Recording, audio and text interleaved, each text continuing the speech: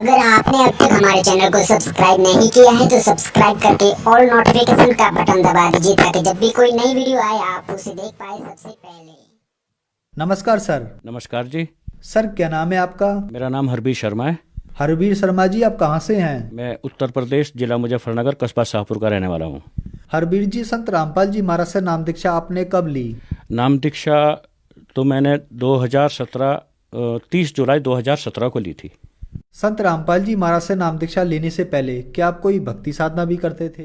भक्ति साधना तो सर जी हम जो हिंदू समाज में परंपरागत चला हुआ आ रहा है, जो हमारे पीढ़ी दर पीढ़ी चला आ रहा है, हम उसी की तरह करते थे हम भी। तो फिर क्या कारण बना कि आप संत रामपाल जी महाराज की शरण में आए?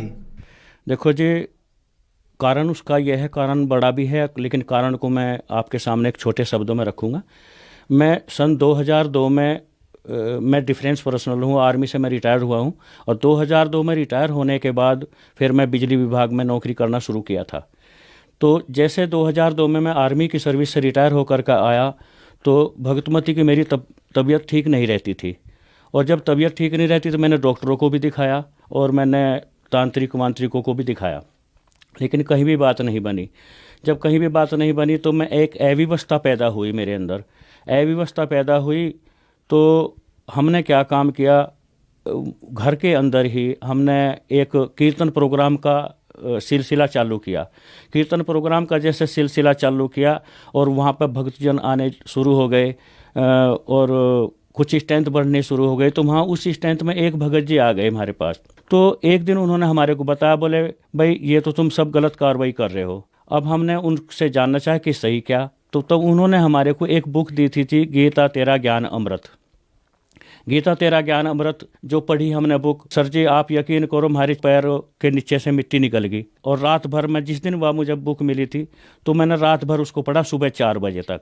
सुबह 4 बजे तक जैसे पढ़ा, सुबह मैं कई बार तो रोया और कई बार मुझे बहुत दिक्कत हुई, बड़ा महसूस हुआ।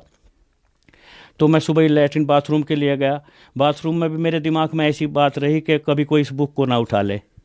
मैं उसे साथ साथ ही लेके गया। तो जैसे साथ साथ ले कर के गया, फिर वो मैं पढ़ी, पूरा अच्छे ढंग से रिवीट किया, उसको अच्छे ढंग से रीड किया। पढ़ने के बाद मुझे जानकारी हुई कि यह तो मामला ही कुछ और है। तो सर जी वह बुक जैसे मैंने पढ़ ली, बुक का नाम था जी गीता तेरा ज्ञान अमृत। दृढ़ता बनी हमारे अंदर, बोले भाई सच्चा ज्ञान तो ये है। तो जी रामपाल जी महाराज का जो सत्संग चलता है मुजफ्फरनगर जिले के अंदर, वहाँ पे हमने नाम दीक्षा ली।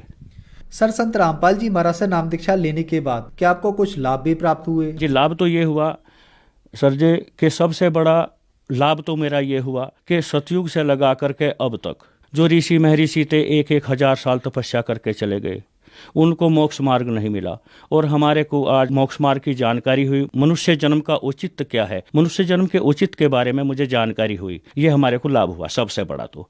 और जो बीबी की मेरे सामने परेशानी थी, हमने 30 जुलाई 2017 में ही नाम दीक्षा ली थी, तो तब से बीबी ठीक है। परेशानी ये थी, ये कभी भी ठीक नहीं रहती थी, हायरी होती रहती थी इसको, और ये जो है शारीरिक पोजीशन इसकी, कहीं सोजन, कहीं सिर में दर्द, कहीं पैर में दर्द, यही होता रहता था। थायराइड की भी परेशानी थी इसके सामने, और भी इसको पता नहीं क्या क्या होता रहता था। मैं इस बात से बहुत परेशान था। जब से शादी हुई जब से ये चल रहा था, लेकिन अब ये पिछले 3-4 साल हो गए, 3-4 सालों से बिल्कुल सही है। ये आर्थिक स्थिति मेरी ठीक है जी, परमात्मा ने मुझे पहले से ही ठीक ठाक करके लेकर चल रहे हैं। और मैं कभी भी जीवन में सर जी ये मेरा नियम रहा है कि कभी भी मैं झूठ नहीं बोला, कभी गलत काम नहीं करे, कभी चोरी जारी नहीं किया। ये काम मेरे से बहुत दूर रहे। परमात्मा ने मुझे इन चीज़ों के बारे में पहले से ही बचा करके रखा। सर, संत रामपाल जी महाराज से नाम दीक्षा लेने के बाद आपको बहुत सारे लाभ प्राप्त हुए। आप आर्मी से रिटायर्ड ऑफिसर के साथ साथ एक एजुकेटेड पर्सन भी हैं। हमारे चैनल के दर्शक कुछ मुख्य प्रश्न करते हैं, उनमें से एक प्रश्न यह भी है कि संत रामपाल जी महाराज के अनुयायी उनसे अंधश्रद्धा के तहत जुड़ते हैं। सर, ये बातें कहाँ तक सही हैं?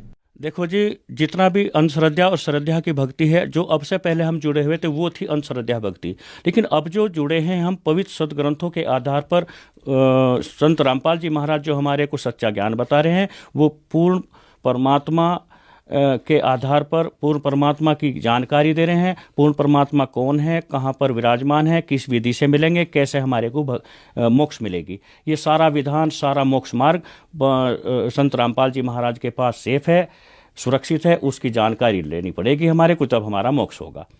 जैसे कि मृत्युलोक शब्द है, मृत्युलोक शब्द ये सिद्ध करता है कि कोई जगह ऐसी भी होगी, कोई लोक ऐसा भी होगा जहाँ पर मृत्यु नहीं होती। जैसा कि काला आदमी ये सिद्ध करता है सर जी कि गोरा आदमी भी होता है, और गोरा आदमी ये सिद्ध करता है कि कोई काला भी आदमी होता है। तो मृत्युलोक ये शब्द सिद्ध करता है।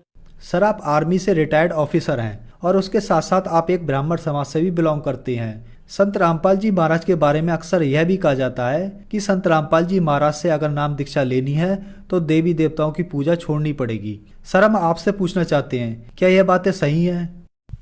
देखो सर जी, हमारे जो सतगुरु रामपाल जी महाराज हैं वो देवी देवताओं की पूजा छुड़वाते नहीं। देवी देवताओं को सम्मान करना है। संत रामपाल जी महाराज देवी देवताओं की जो भक्ति है इनको छुड़वाते नहीं हैं, इनको और विधि विधान से पवित्र सदग्रंथों के आधार पर इनकी साधना करवाते हैं।